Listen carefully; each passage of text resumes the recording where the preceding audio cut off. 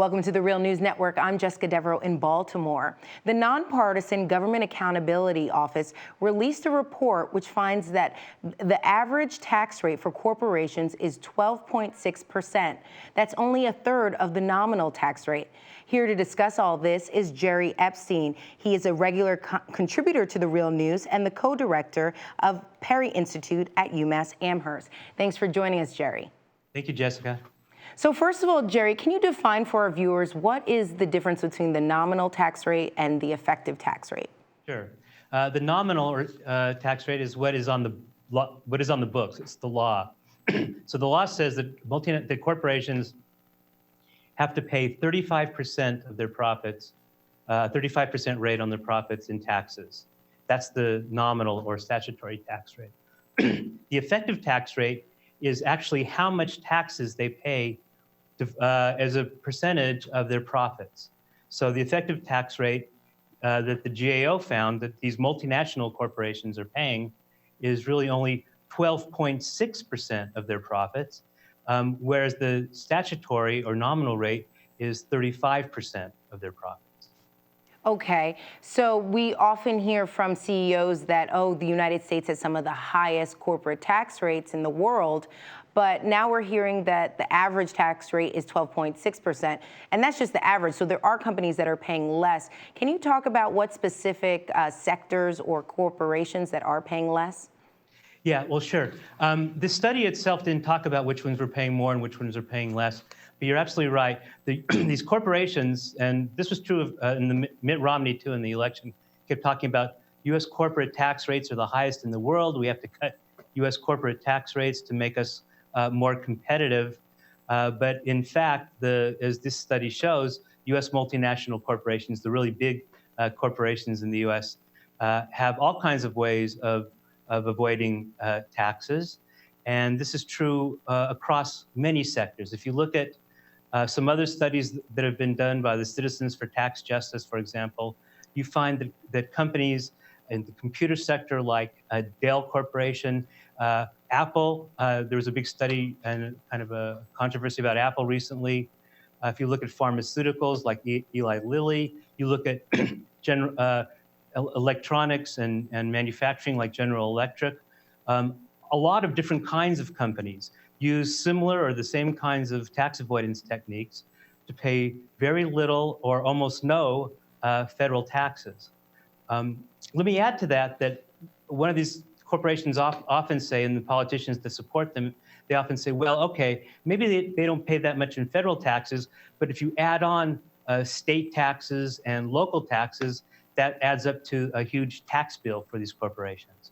Well, the GAO study also looked at state and local and taxes, as well as taxes these corporations pay in other parts of the world. If you add all that together, it's still only 17% a tax rate, which is less than half of the statutory rate. Also, there are different strategies to avoid taxes. Can you describe some of those strategies for us? Yes, there are a lot of complex strategies that these corporations, with the help of very highly paid lawyers and tax accountants, can use to avoid paying taxes and get their effective tax rate down to 12.6% or lower. One has to do with shifting profits or supposed profits to locations that have low tax rates. So, for example, there are a number of tax havens like the Cayman Islands, Bermuda, even serious countries like Switzerland, the Netherlands are effectively tax havens. And so what corporations are able to do is use techniques to make it appear that profits are being made in these tax havens and not in the United States or in Germany or the United Kingdom, where tax rates might be higher. So if the profits are appearing in low tax places, then they have to pay very little taxes on them. Now, if they were to repatriate that profit back to the United States, they would have to pay the difference in tax rates between the United States rate and, say, Bermuda's rate. But there's another part of the tax code that says if they leave the money overseas, if they defer bringing it back, then they never have to pay the U.S. tax rate. So that's one strategy. A second strategy is to use, again, this subsidiary structure that many corporations have, and what's called intangible assets, like patents. So let's say a pharmaceutical company makes a lot of money selling drugs in the United States, but they have a subsidiary in Cayman Islands. What they can do is send the patent that they have over to the subsidiary in the Cayman Islands, and then pay that Cayman Islands royalties. And what that does is it creates a cost for the part of the corporation that's in the US. It appears to lower their profits, and then they don't have to pay taxes here in the United States. They pay the lower rate in the Cayman Islands, which often is close to zero. A third strategy they use is complex derivative strategy, to defer profits for many years into the future, or to make it appear that profits are overseas rather than in the United States. And then they defer bringing the money back, and they don't have to pay taxes on it. Notice that there is a huge incentive in the tax code with this deferral for companies to shift their profits overseas. And of course, that could reduce investment and employment here in the United States. Let's talk about some of the reductions that we are seeing across the country in state legislatures, specifically dealing with unemployment benefits, and as we've reported here on the Real News, just cutting quote unquote entitlement programs that we're hearing the right label them as social safety net, really. So Jerry, can you talk a little bit about comparing the state legislature's desire to give corporation tax breaks, but as well as cutting these programs that we're talking about? Right. So there are a number of proposals on the table being pushed by mostly corporations and their lobbyists to cut corporate taxes in various ways, claiming that this will generate more jobs and employment.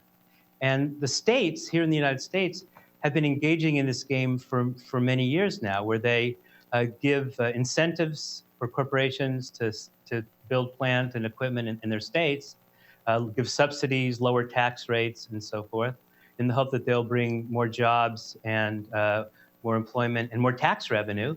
But studies done by the Federal Reserve Bank of Minneapolis, as well as many other economists have studied, show that in fact, these kinds of tax breaks do not generate many jobs, do not generate more tax revenue, in fact, erode the tax base for these states.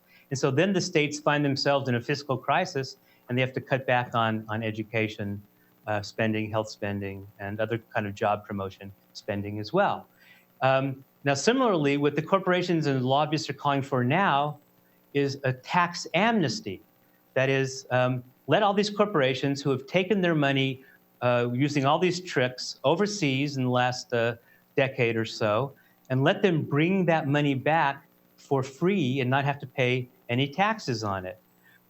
Well, this again is a total charade, a total ruse, because something similar was done in the 1990s along the same lines.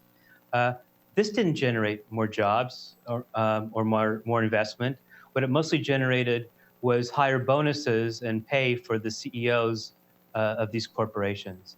In fact, most studies show that cutting corporate tax rates is a very ineffective tool for generating employment and investment and demand. It's much better to invest in infrastructure, in education, and job subsidies. If you want to subsidize something, you can subsidize employment. Well, thank you so much for joining us, Jerry. Thank you very much. And thank you for joining us on the Real News Network.